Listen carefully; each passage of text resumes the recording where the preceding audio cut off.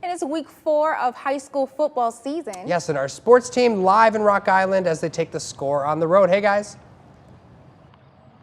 Hey guys, it is week 4 of the high school football season. We're here at Rocky Stadium, week 4, homecoming here, and Moline comes into town later tonight in one of the biggest games in our area, one of the biggest games in the entire state, as it always is. Joining us now, the head coach of the Rock Island Rocks, Coach Hammer. And Coach, when you look at this rivalry, what's it been like? I know it's something that you embraced when you got here, and it's something that you guys enjoy.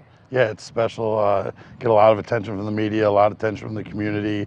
The kids really like it. It's the longest standing rivalry in Illinois, and no matter what, both sides are going to come to play. We didn't come to play as much last year, but we will this year. With that game behind you from last year, I mentioned in our first break that if you're part of this game and you have to get hyped up for this, you got to check your pulse a little bit. Have you seen the guys get a little bit more amped up because it is Moline this week? Yeah, absolutely. We didn't really give a pregame speech or excited speech last night. Kind of more of like there's going to be tons of people here. Everybody that cares about you'll be here. You're an important part of the community, and like you said, if you got to give a hype up speech for this one, you're probably dead. How do you balance? We're not going to dwell on last year, but the kids need to learn from that, and I'm sure they've seen that video. They know what happened. How do you balance that with forget about it and move on to this year? Well, I kind of told the newspaper what makes the Quad Cities special for high school athletics is the same thing that sometimes makes the Quad Cities tough for high school athletics. Whether you're the athletic director, a coach, athletic trainer, manager, player, they've been told 360 days or whatever it's been that has happened. And if you win this game for 360 days, people will tell you about that too.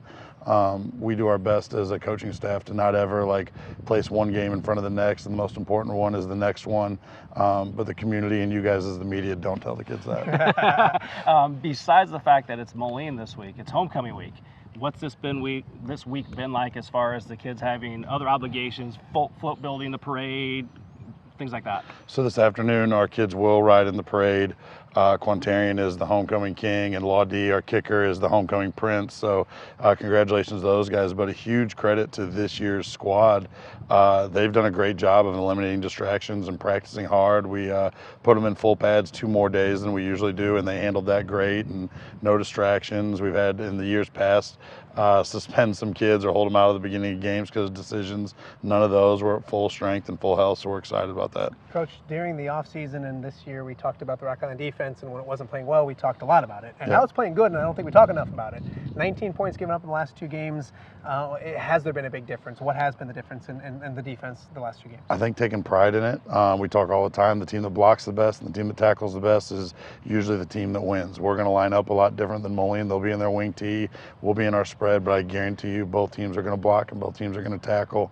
And so that's usually the way that it goes. So we've been preaching physicality a lot, and our kids have done a great job embracing that. You mentioned defense. I'll talk offense real quick. Obviously, you got to like what you see up front. Knowing you're a lineman, those guys up front are doing a great job for Quintarian and Tongo out there, running backs. Yeah, our front 5 have done an awesome job. We kind of made a switch after the Peking game to bring in 2 more starters or full-time players and kind of reduce 2 guys' loads, and they've handled it great, and it's held true that a one-way player that's fresh and playing basically one side of the ball has played better than a 2-way guy that is maybe a little bigger, stronger, and more talented. So we're proud of those guys.